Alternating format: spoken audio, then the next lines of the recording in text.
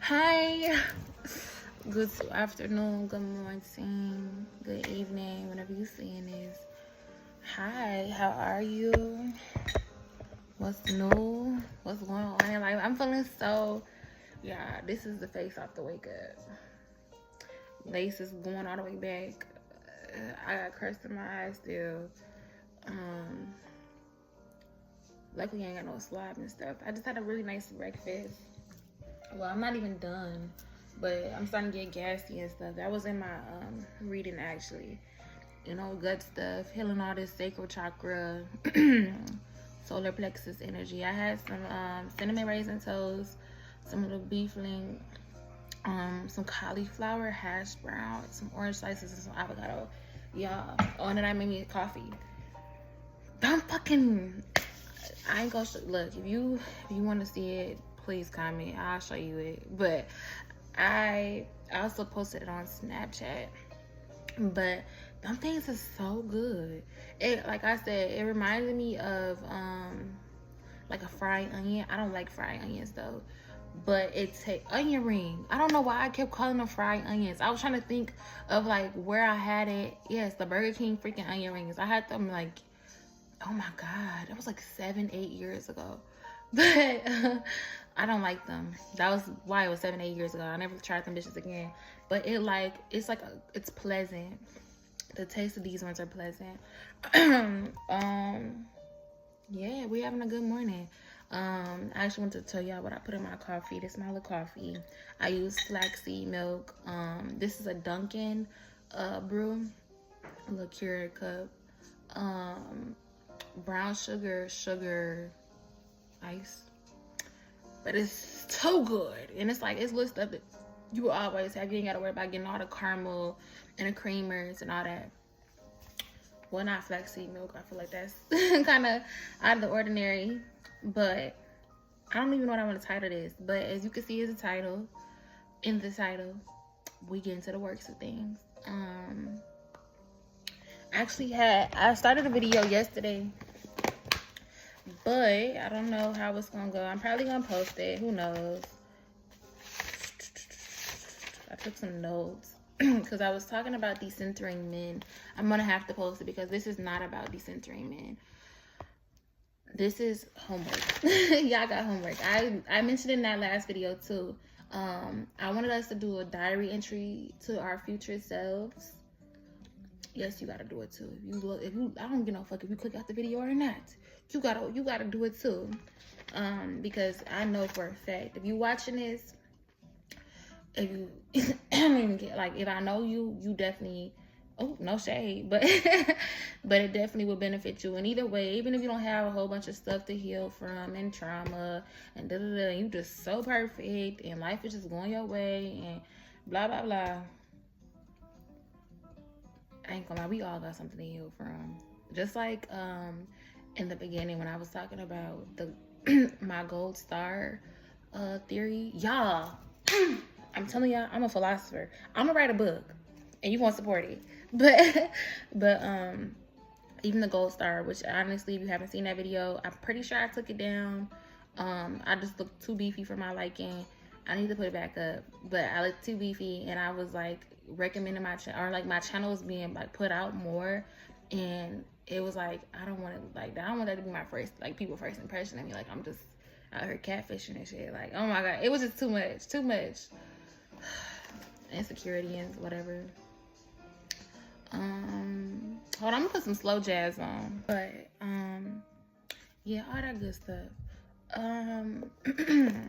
But yes, I want us to do the letter to our future selves. I did just do a letter to my past and present self, just telling myself that I love myself and I'm very proud of me.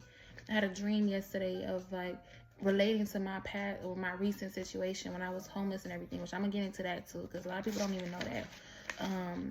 But yes, all those things, and it was just making me feel so grateful that I actually have a space where I don't have to worry about people touching my belongings or invading my privacy and all those different things. Now, we're about to get into the juicy stuff. This is letting go. That's what the title is gonna be. This is letting go. Oh, that's hey. I'm writing a book about that. But here is something. This is very vulnerable to me. I just was watching a creator, and he was talking about. I actually watched 2 different videos.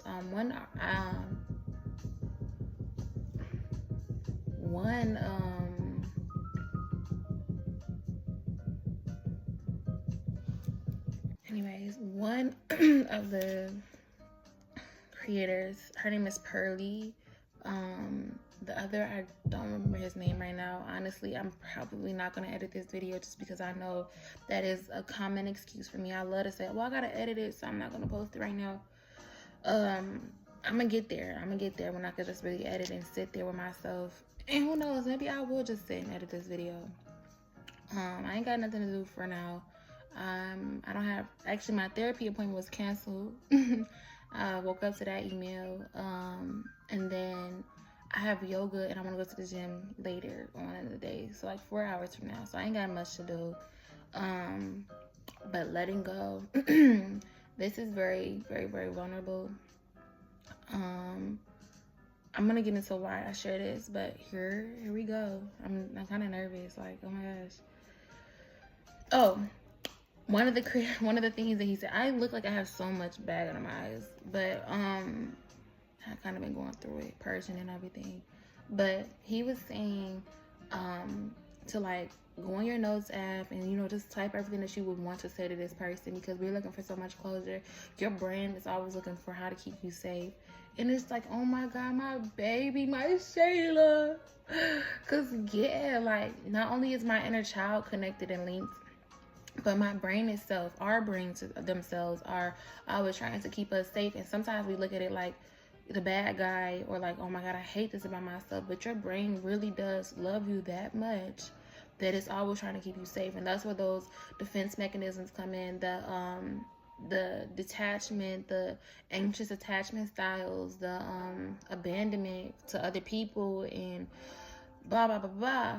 Or even the not even just the abandonment, but trying to attach to people, because your brain wants you to feel loved and cared for and safe and da-da-da-da. And once they start treating you in a way that it's like, you back away, but you also can pull back in. And, you know, we're all in our own journeys.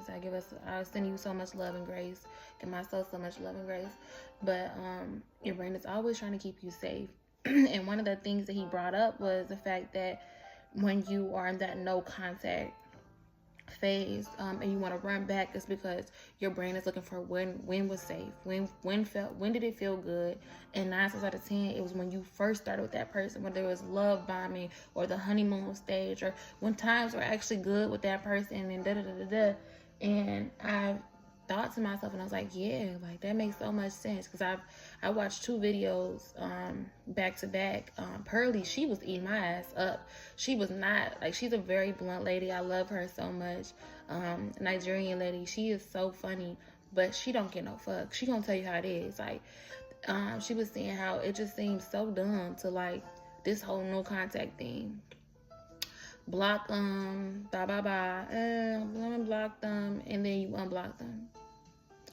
And I was sitting there like, you know what? That dude sounds stupid as fuck. Because when I block a motherfucker, that should be it. And she was saying, like, in her case, like, when she blocks somebody, it's either spam or they're a threat to her. And it's that deep. It really is that deep. Because it doesn't make sense to, if I'm blocking you, you're out of my life. And that's just that. But as an adult, as somebody in their growth, in their journey, and farther into their journey, blocking somebody and unblocking them, that don't even sound right. Firstly, it's immature, but it's also unstable. And you're setting yourself up to not believe in your own boundaries, because that's not setting the boundaries. Like, oh, I'm gonna wait for them to come back, and they don't deserve me, and blah blah blah, and you do all this shit, I'm about to block you, and now I'm gonna unblock you. That's reverting on your self-worth. And oh Lord, she read me to filth, and I was sitting there, not even just me now, like the past me. And I was like, oh my goodness. Yeah, it don't make sense. And I'm not really struggling with contacting the person. I had this real like strong soul tie and all this stuff too. I don't have that urge, but I know that it can come up. So yeah, I was just watching stuff because I actually was today when I was making my breakfast, or before I started making my breakfast and stuff, I was sitting here watching this creator. Her name is Natija, and she's a tarot reader.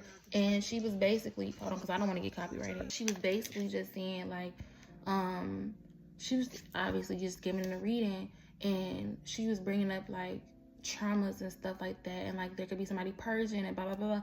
And I have been purging, but like I was thinking about like, okay, but what am I purging?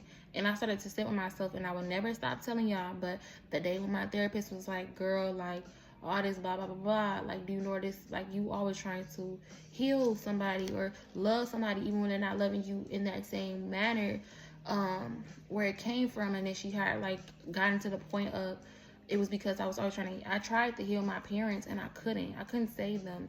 And so to this morning, I was it's rising, I was sitting with myself, and I was like, well, let's look deeper into that, because I never really sat with myself and thought about it. Like, obviously I cried and stuff and grieved it, because it was like, okay, well, this is a factor in my life now, because your brain hides so much trauma from you.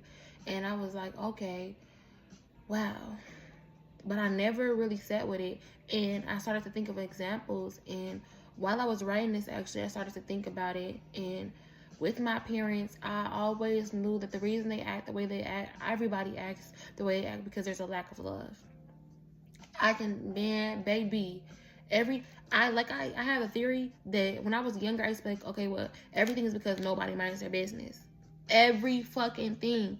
You get kidnapped, the person that kidnapped you was not minding their business. You get robbed, bitch was not minding their business. World hunger, because motherfuckers wasn't minding their business, stealing people resources and shit, that's not minding your business. Wars, bitch, mind your business. That's, look, shit, bluntly put. But that's like how that's how my brain operated. But now that I'm growing into a woman, it's like, okay, well, yeah, people don't mind their damn business. But also love. A lot of things are a lack of love. And I feel like, again, when I was interviewed that day, which I still haven't found that interview, y'all. I hope it's doing good. I don't know. But the world is lacking a lot of love. We never really had a true love as a collective, as a people. And, you know, my little conspiracy theory self, like, I'm like, oh, they don't want that. But we've lacked a lot of love. And so that shows up in people's characteristics and the way they operate today. Trauma, childhood trauma, abuse, all that is a lack of love. Neglect is a lack of love. Self-love, like there's so many things I could name off, but it's a lack of love. People bullying you, that's a lack of love for themselves and you as well. So yeah, just all these different things. But my family, my parents, because that's where it all started, obviously. Before I was adopted, that was what I had to deal with. I had 2 alcoholic parents that were teenagers. Shit. My mama had me, and I kept saying my mama had me when she was 19. No, my mama had me when she was 18, because I was born a couple of months before her birthday. So, a few months before her birthday.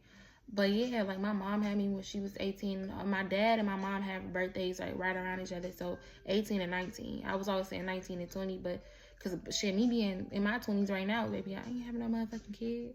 No shade. I can't do it right now. And just personally, as who I am as a person, it's just not aligned to my stars. Like, a lot of people say like their child saved them from things and but I honestly don't resonate with that. That isn't, like, it's not for me, you know. And props to all the mamas and the daddies out here that's really like that, like, for real. Cause y'all, baby, y'all doing it for you. Like, come on now, y'all do a round of applause. But I'm just keep getting off topic. But yeah, my parents, like, they had it was an unstable household. And I was always, because I've always been intuitive, I've always been empathetic, and I knew so much. I read them, y'all. Like, I promise you, I always knew I was gifted, because there were things that I shouldn't have known as a child that I knew. And I knew the roots of why they act the way they acted, why they did the things that they did. And it all, like, it started adding up for me. And with that, it's like, a lot of people could say it's just intellectual empathy. And I have a really high IQ. Like, I'll never not throw that out there. Like, I really do have a high IQ. I might act a little silly and all that stuff here and there, but I actually, like, I've been psychologically tested because mental health reasons and all that. But I have a really high IQ.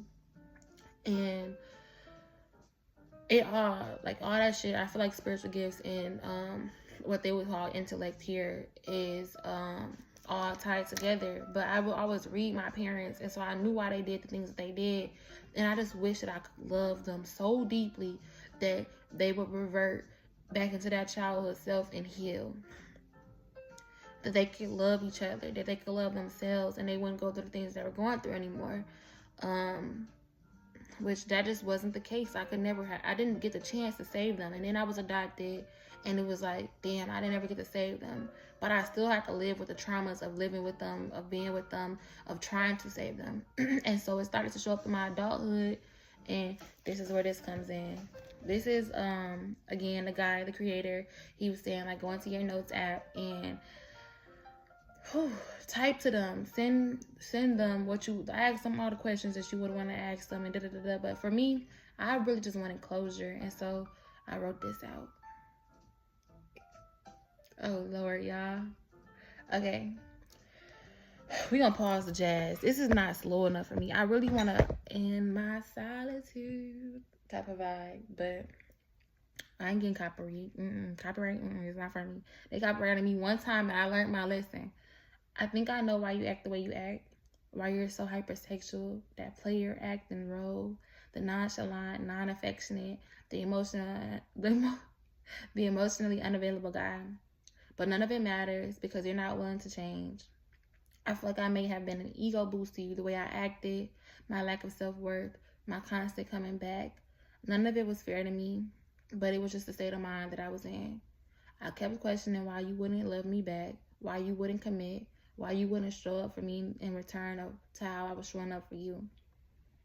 I questioned it every day when we were off and on, and I would try to see other people and date outside of you, even though we never dated.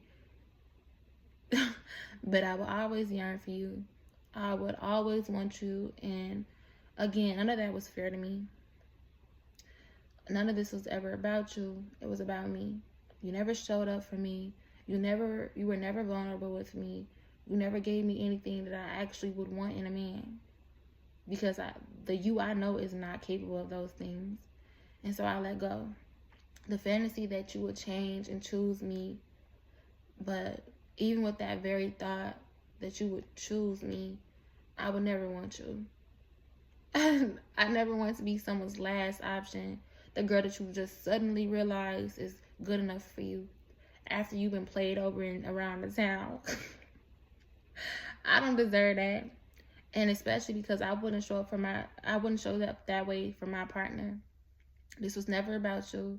It was the childhood wounds that I couldn't face, that I was trying to heal you because you weren't properly loved or shown affection to. Because your dad won't be at your games. Because your mom wouldn't hold you and tell you it'll be okay.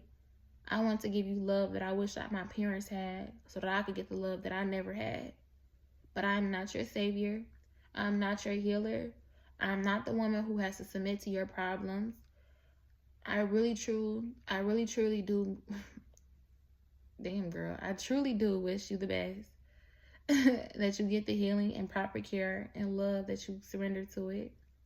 That it finds you in yourself and swoops you away. But I'll never be the girl that tries to give it to you ever again. And it bruises my ego to let you go without the closure I wanted. Not needed, but wanted. But it brings me so much more contempt and peace that you don't deserve me. And that if you truly never change, that you'll have to suffer with that. Not me. That I get to move on and be the woman that I've always dreamed of. With a lover that loves me for who I am and what I have to offer. With all my flaws and healings. I release you. I let you go. And I let go of all my past wounds that caused me these feelings in the first place. Juni Echi Shunli. Which means I wish you the best. And yeah, this really, like, my ego was like, bitch, no, that's not true. Because it was one time he was vulnerable with me. Bitch, that don't count. That don't count. That one time. That wasn't even being vulnerable for a girl. Fuck that. But my ego was so bruised. Like, no, but he loved me. Yeah. That ain't love, though. That's how he know love to be. That's how I thought love was. But that ain't love, and I don't want that shit. If that's what love is, bitch, I don't want it. But it really did. It bruised my ego. And to spin back, like I was saying, like my parents, man, like I wanted to give them, I really only wanted to heal them, because not only do I really love them deeply, but I love everybody that way. I want everybody to be able to experience love. I want the best for everybody. But these are my parents. And on a whole nother level, my shadow, my ego, it really wishes that they were loved so they could have loved me properly, so I didn't have to go through all the shit that I went through.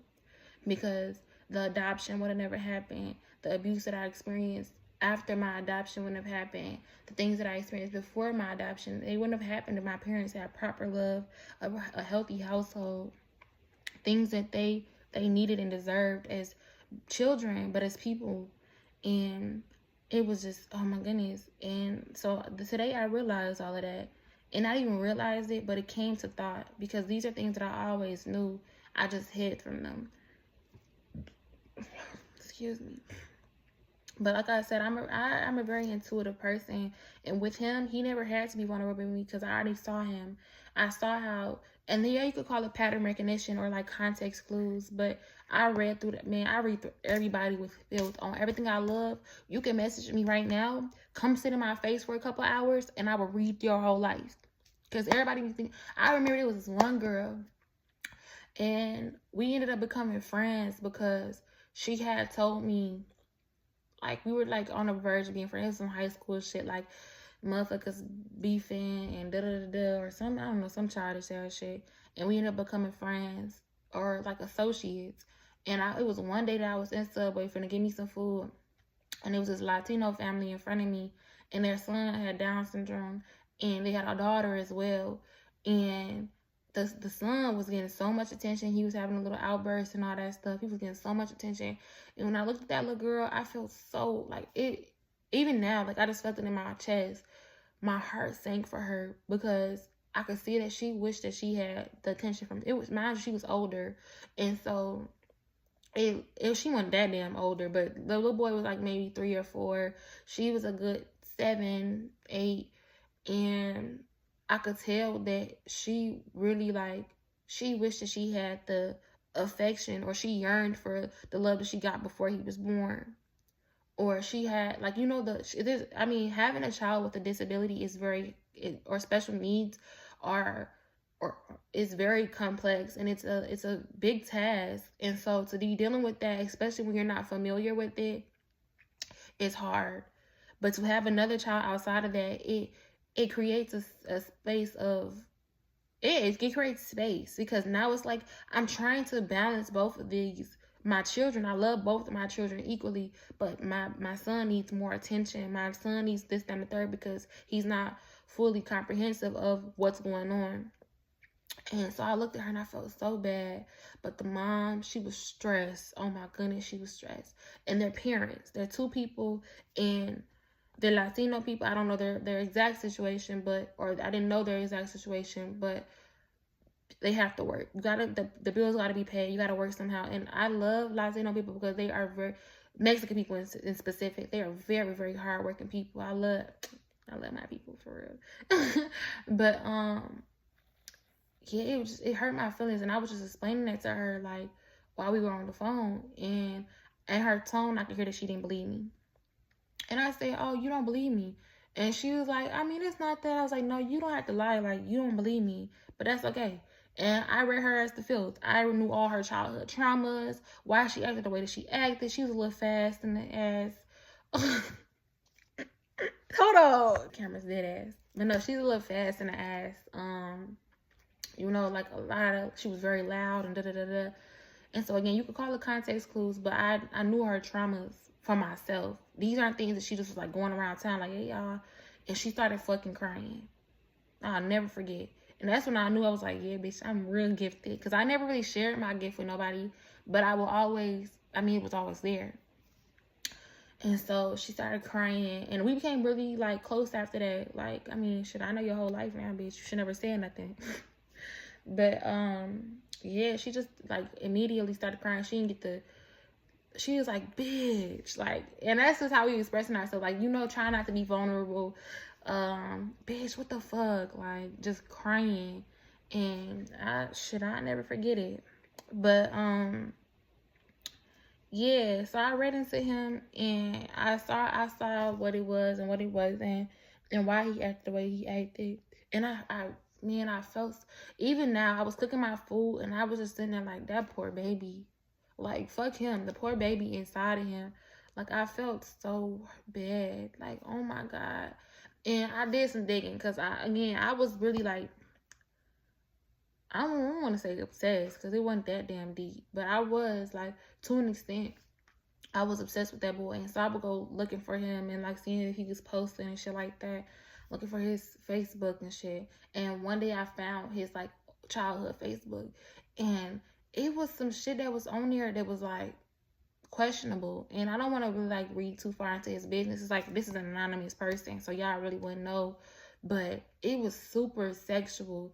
And he was a little old boy. So I'm like, mind you, I had cases of that, like, with other friends, like, or not even friends, but other friends, but friendships in general. When I was a little girl, I would see my friends post stuff like that, or be getting exposed and stuff like that, or just my peers in school and all of that. And I would read right through them, because I see why you're doing everything that you're doing. I see why you acting out. I see why you keep getting into fights. I see why you keep freaking everybody, and we just little kids. Why you freaking right now? But all these different things. And I was like, and it clicked. And I was like, okay, because I had already had the suspicion of something where it was going on when he was a child, but that clicked it for me, because there's no reason for a child to be hypersexual or to be even involved in sexual things. So yeah, it was just, he had a lot going on in his childhood, and then, again, a lack of a fatherly figure, and then a mother, because his family is from the hood, I'm sure, and his mother, like, I heard the way that they would talk to each other, or he would talk to her, or she would talk to him. No, I loved you when the phone call ended. A little irritation or aggravation in the voice, like letting him do whatever he wanted to do, letting his friends do it, like stuff like that. And I was like, okay, again, I see right through you.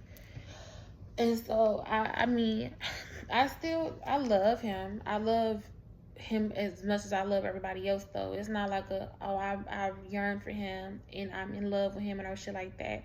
I love him because I care about him, and I really do. I promise you, I wish him the best. I do, because that's so hard to go through, like, on a whole other level, like, apart from me and him or what he's done to me. I really do wish him the best. And it took me a little long time to get her shit. Honestly, it was the end of a cycle, because it's literally been a year since, like, literally around this time last year, I was trying to get over him, and I was trying to sit with myself like, damn, like, I don't want this no more. I don't want this burden, this weight. And I still didn't let it go, because shit, spent right back, and months later, we ain't gonna talk about it. But like months later, I spent back. But I was never chosen. I was never his girl. I was never, like, he would buy, like, oh my goodness, buy little ass shit. And I look, oh my God, he fucked with me, like, bitch, he bought you a slice of pizza. Bitch, he bought some little shit, like, and that is, oh my goodness, the woman I am today, I would never fight for no shit like that. What the fuck? Ew. Who am I? Who was I? I would never, like, let no stuff like that be the reason that I give myself to somebody or show affection. He was getting breakfast in bed and shit. I'm talking about pineapple, honeydew, cantaloupe, grapes in a bowl, homemade French toast, eggs, steak. What else did I get? Orange juice. I think that was it. Maybe some rice, sweet rice. I don't know. But breakfast in bed. And that was the first night that we had ever been together. Massage, like, and my homie, because they friends, my homie would always be telling me, like, bro, her ass make breakfast in bed for niggas. And I'd be like, oh my God, like, I'm just that girl, like, yeah, like, I'm wifey material, bitch. I don't give no fuck about being no wifey material now. I don't want to be wifey material. I want to be the wife. So in every shape, in every form of me, who I am today, who I am tomorrow, shit, if who I was in the past, because all my traumas ain't just disappeared because I started becoming self-aware. And let me just say this, because you may be thinking like you're self-aware, because that's what I used to think. I used to think I was self-aware because I knew like, oh, I have a lot to work on, da da da da. But you only can be self-aware when you can also look at all the things that you have overcome, all the things that you have given yourself, given people around you, the person that you are, the person that you are capable of loving. Because it's very hard sometimes for us to look at all the accomplishments that we made. Because if we have a bad day, it's like, damn, we having a bad day. But what went good today? And we've been programmed, we've been brainwashed to think about all the bad things because they're just much more drastic. Nah, I don't even remember my bad days. I don't even remember I don't have bad days. I don't even remember the last time I had a bad day. Shit happens. My therapy appointment got canceled today. I wanted to talk to her about some shit. Oh well. Shit, my phone was just off. But you know, I also alchemize those things. Like today, my therapist, I ain't gotta worry about time restraints. It's 2:39. I have therapy at 4. I have other things that I want to do. I might take a nap and I have to worry about getting back up on it at a certain time until I want to. If somebody invited me to go do something right now, I could go do it instead of having to, you know, I think look at the positive of it. My phone being off, I still haven't turned this motherfucker back on. I don't plan on leaving, and I have the funds to do so. I can turn my phone back on at any point of this day, or tomorrow, or this week. I can turn my phone back on. I decided not to, because right before my phone turned off, I had sat with myself and I was overstimulated. I posted that actually on some of my platforms, but I was really overstimulated. And I tried to say like, okay, well, it was because I was around a lot of people for a long. I was from Thursday to Sunday. I was around people. That is not me. I hang around you and go my ass home. I even spend the night sometimes, but I'm going home. Baby, I'm in my solitude. I'm going home. And so I was sitting with myself and I'm like, well, this ain't just because I was around all those people. I mean, I could have been got over that. This was something different. And so people was asking me to hang out, and I still haven't even responded to them people. People was asking me for stuff, asking me to hang out, and this is when I started to get aggravated. I started to feel like all these emotions started to come up. Well, nobody check on me. Motherfuckers only want me bitter. And it wasn't like it was me. I don't give no fuck. I do give a fuck. I give a lot of fuck. I care a lot, actually. And not just myself and today, right now, this month, this week, my past self, those past emotions of people not being there for me, for people not giving out the same love again that I was giving out, it started to resurface. And then it brought into this guy, like, and everything is so divine because I was at 333 on my timer. Everything was so divine because I wasn't planning on watching none of that stuff that I watched. Pearly, she really just popped up. And I wasn't feeling, again, I wasn't having no feelings of like contacting this boy. I ain't gonna lie, yes, the fuck I was. A couple days ago, my homie, his friend, came over for a plate. Shit, y'all, I be giving too much detail sometimes. I don't get no fuck. I'm getting over the fact that like sometimes, who cares? If you go figure it out who it is, that's your business. Because why you being nosy? That's your business. Shit. Go tell him. Go back and report it. I don't get no fuck. But his homie came to get a plate and we was talking and like, and I don't know, every time this friend come up, because it's like, oh God, like I started thinking about the good times and the funny times. And last time my homie came to get a plate, they were together.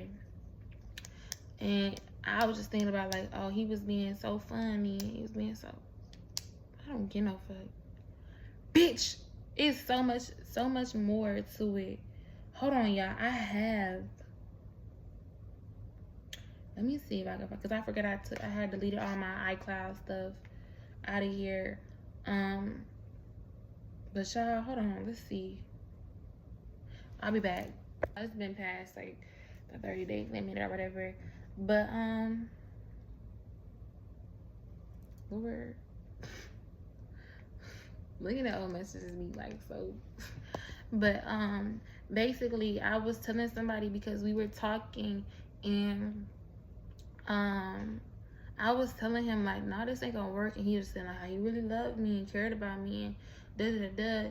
And I was like, nah, baby, like, I mean, I enjoy you as a person as well, but this ain't gonna work. Like, there's so much more to love, like consideration and well-being of the mind, and there, I mean, so many different factors. Actually, I posted a TikTok, I think.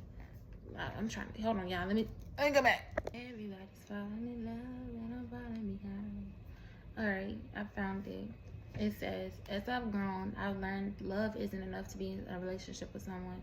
You need consideration, honesty, respect, stability, and a whole lot of other reasons. And it sounds harsh, but I'm not standing in nothing toxic because a little bit of love. I love me more. Oh, this was in, oh, this was in July. 7-11, y'all. 7-11 is my number of confirmation of divine divinity. Yeah. The fuck? You need a lot more to be loving somebody, to be in a relationship, to be in love and all this other, like, you need a lot more, especially specifically to be in a relationship or to be in connection with somebody. And yeah, like, 7-11, y'all, July. And I still didn't even though I said it then, I still, with this boy, because he ain't no man, but with this boy, even, like, I still didn't grasp that. And it's been a long journey. I still give myself love and grace and compassion and all the good things, because that's what love is. Should to be in a relationship with myself, I gotta have all those things. But I'm gonna eat this. Hold on, I don't want y'all to have to hear me smack. But yeah, there's so much to it. Oh, I really don't, because I have some notes here, and I kind of want to incorporate them into this message, into this video. Only thing is, I feel like it's going to take away from my other video, which, now that I'm thinking about it, I always give myself the answer that I need. I could really just go into it now and then use the other video as detailed. But yeah, so while we're on the topic of letting go, these are some powerful things that I wrote down, y'all. Get ready. Bitch, buckle your seatbelt. You're not being abandoned. You are being set free. If somebody is not in alignment with you, all right, shit. Compatibility is not earned. It is revealed.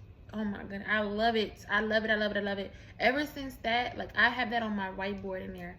Ever since, like, I've been taking that into consideration.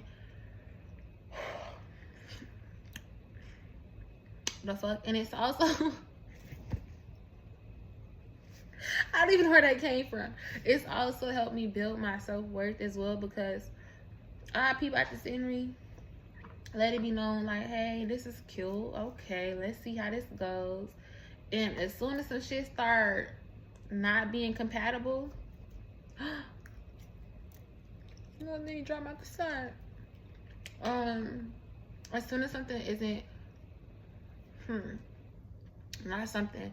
As soon as somebody is starting to reveal the opposite of compatibility, that they're not for me, that this doesn't work, hey, that's okay. I mean, it's not the end of the world.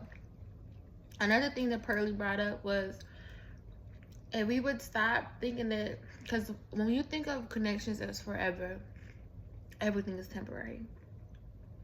Everything is temporary. And I don't mean this in a, nothing gonna last, I'm just a nonchalant dreadhead, like, I'm a popular loner, this shit, DC. No. Nah. I mean this in a very fact of what it exactly means. Think very simply about this.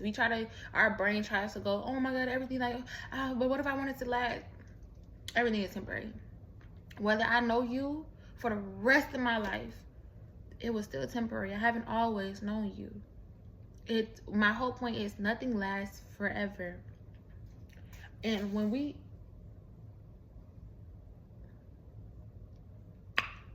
queer guys are like, yeah, baby, like that's that. But when we actually take, okay, calm down, for real. But when we take all of that into consideration and we place it into our everyday life stance and our life points, that it's okay if stuff doesn't last forever, that it doesn't work out, and we stop giving these people permanent titles, permanent places in our lives, excuse me, that things get a lot easier. Because we always, or typically, we go into things with the intention that this is going to last. Then maybe we'll get married, especially, yeah, we got to get into it. Hold on. Now we really got to get into it. I'm going to spin back. I shouldn't be confused in no shape or form. Yeah, if you confused, baby, go ahead and move on. Pack your bags. When raised in a male-centered household, you are taught that men are the center, that men are the prize, and that you need to be catering to them. Ask yourself what mindsets or traits were formed around being raised in a male-centered household. Spinning back. I was taught that I'm a woman. I should have to be doing everything to get a husband, oh my goodness, this shit is stupid. That shit was dumb. Like, and the person that taught me all this stuff, she's male-centered herself. Like, her spouse is just like the whole world to her. And even though it's obvious that they're not even compatible for real, which that's not our business, but very male-centered person, man, it's bad. All that, the husband eat first, big ass plate for the husband, the kids eat pizza roll, all that, toxic. But it's also being male-centered, because you don't have no love within yourself. You ain't had no love growing up, or a lot of the time daddy issues that you centering your whole life around this man. And so growing up in that household, it taught me a lot of different things.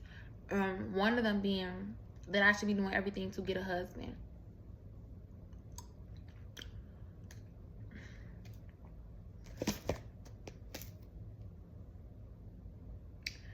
Baby, I don't even have a boyfriend. Shit. I'm good where I'm. It's good in the hood over here. You hear me? It's good in the hood over here.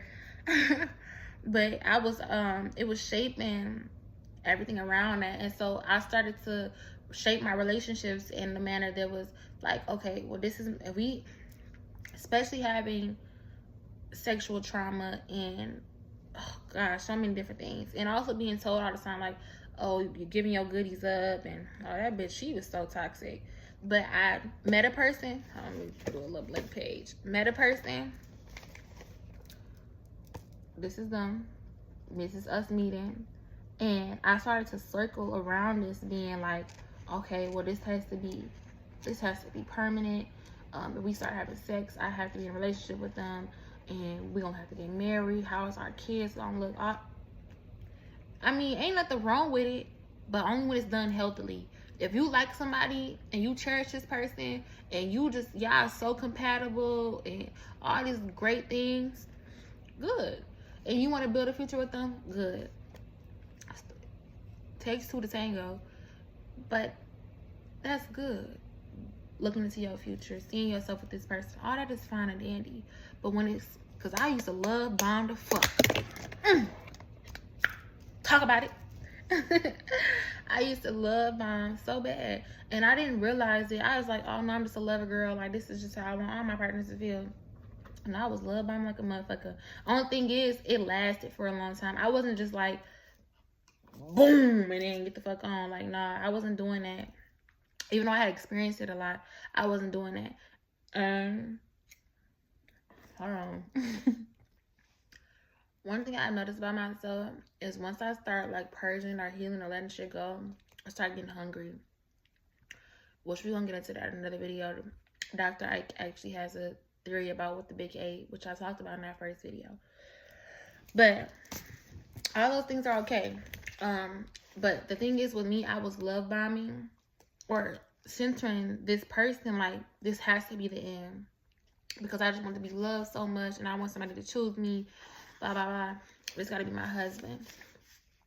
And so I was always going in with the intention that everything has to be permanent in this relationship. No, it don't.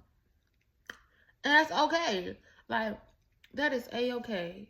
And now I'm looking at things like that. Like, if it doesn't work out, that's fine. I mean, it's 8 billion people.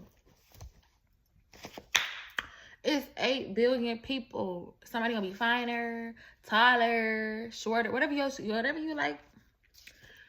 Cuter, plumper, skinnier, whatever, you know, whatever. More built, more muscle. They gonna align with you even more. There's gonna be somebody else that aligns with you even more.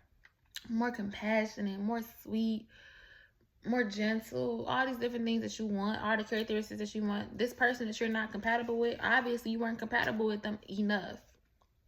It's okay. They can be temporary. But yeah, being raised in a male-centered household, it like shaped me into all these things. And again, I didn't realize it. I wasn't realizing them, and now I do. So now it's just more things for me to work on. And so with that being said, though, I also tried to look into like, okay, well, since this is something subconsciously that I had going on, what other toxic traits were learned in that household? Started looking at that. And then my love had to be conditional. My love growing up, not mine, but the love that I received growing up was conditional. It was always, I could be loved if I was being, which it wasn't fucking love. Like, bitch, if this because I get to eat and get some new clothes and get my nails done, that is not love. Or beat my ass and then y'all, I'm sorry. This shit, like, I'm just, my friend, shout out Kaya. I love Kaya so much. She be calling me out on this all the time. She like, oh my God, Mari, like, stop. That's not funny. All this other stuff. Even my little sister. Like, Mari, why are you laughing about that? Like, why are you just throwing stuff out like that? But I'm very blunt. Or, like, when it comes to being vulnerable, I'm very vulnerable. Like, I'll throw it all out there. I'm not ashamed of anything that I've been through. I'm a very open book simply because this is a safe place. One, I've created a safe place for myself. But also, I want you to know this is a safe place for you, too. But you get my ass beat and then go get my nails done and all this other shit, or get my ass beat and you tell me now, like, and I still love you. Rewind. Excuse me. Rewind back to that, the little message for that, for that boy. Conditional love. He told me one good time, it's not you. I really do fuck with you. Like you that girl for real. Like, you so pretty and I love you. And da da da. Like, you just that. Oh my God, we could be together forever. But me, like, I'm doing this to protect my heart and took one damn time. And that's when it started. Because in my childhood, that's exactly how it was. When I first got adopted, oh baby, I'm going to the zoo. We going to the Mall of America. We going everywhere, like new clothes every damn day, damn near. The money just flowing and going. I'm always getting my hair done. All good. They told me, baby, you ain't got nothing to worry about. Because one thing I told my little therapist, I was like, yeah, I just headed that out to take care of everything. I was the parent. I was the mama. I was the fucking mama. And I ain't like none of that. I just hold on. I know my stride is overly big, but I was just thinking about something. Made me laugh.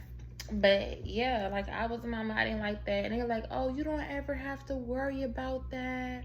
You're gonna be able to be a kid. I think like a couple weeks later, they beat the fuck out of me. I was like, oh, this. I was, never mind, that's too much. But I was like, okay. But then it went back to normal. It was like, okay, like, I'm a kid, and like, we going to, again, the mall and all that stuff. So I'm like, all right, cool. But that was that love bomb. That was that him telling me, like, okay, baby, it's not you, it's me. Like, I really fuck with you.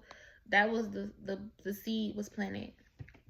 And so moving forward, that's when all of the abuse and the back and forth started. And again, him on and off, hot and cold, all that shit. That's where, and I mean, I'm realizing this shit in the moment, y'all.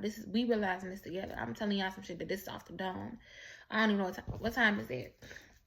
This is the revelation at 3:01 p.m. on a motherfucking Wednesday. But yeah, it was just off and on, hot and cold. And so my love, the love that I was receiving was always conditional. If I was being good, if I was cleaning up, if I was talking nice to them, or like I was always trying to like convince them like I'm a good kid.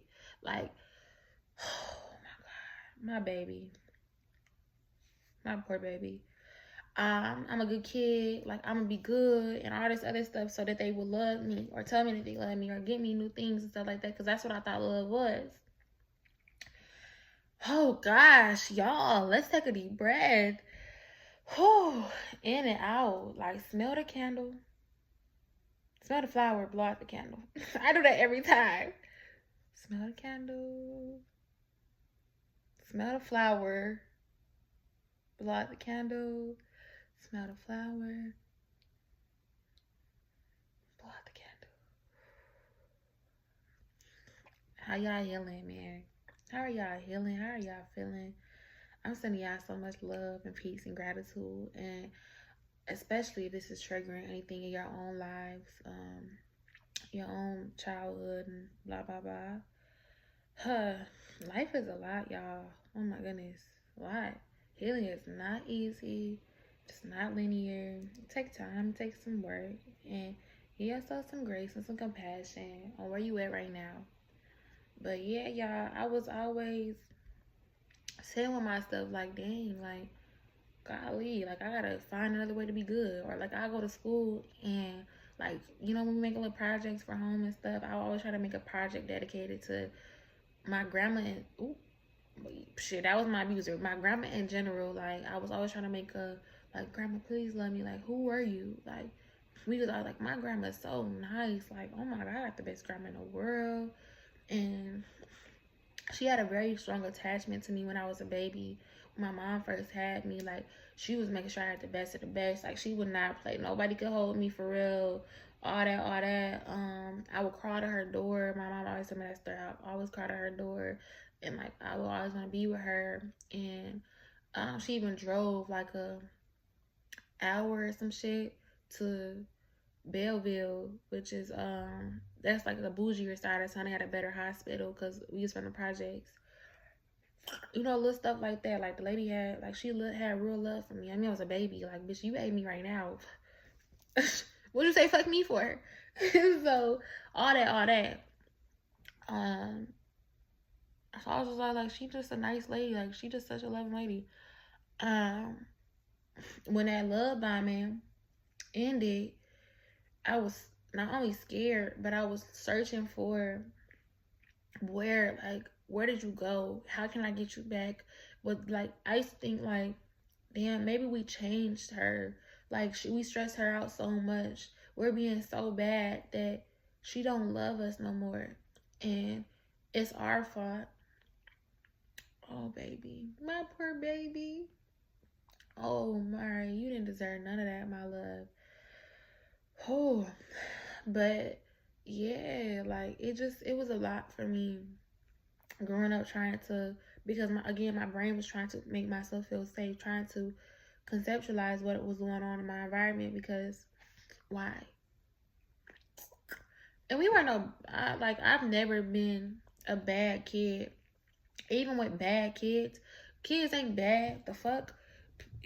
Adults, bitch, you want to get into it, but adults be bad as fuck. And even though it's like, yeah, all trickles from something, everything is cause and effect, but people, like, adults is evil. That's the motherfuckers that need to be getting a whooping. Kids is always trying to express themselves, and maybe they don't know how to. The showing out, the fighting, the getting in trouble, all that shit is just expression, and they trying to figure shit out. Like, they just got here, what the fuck? But we weren't no quote-unquote bad kids. We weren't, like, messing up bad. I mean, it'd be Legos on the floor and shit, but, like, there was nothing crazy going on. Bed not made up. So it's like, the fuck, it's just a bed. Shouldn't be getting your fucking head beat into the frame. Because, you know, But yeah, I had to really like sit with myself, and this is some things I said with yesterday, like what other toxic traits did I learn growing up, and what. So another one was what other aspects of my life were built in the light of my toxic household. And again, like I just said, everything that I just named off, my relationships, even my friendships. Sometimes, like, there's a really like important friend of me. I love her dearly, but back in like high school, um I pushed her away. Like I loved her. Like she was such a good person to me, and she gave me somebody to talk to and a safe place and all this stuff. But then, man, I had the worst week at home. I don't even know what was going on. Like worst, it was like building up, and I was just over life for real. And I started to become really depressed and all these other different things. And I told her, as bro, can you please leave me the fuck alone? And I felt so bad.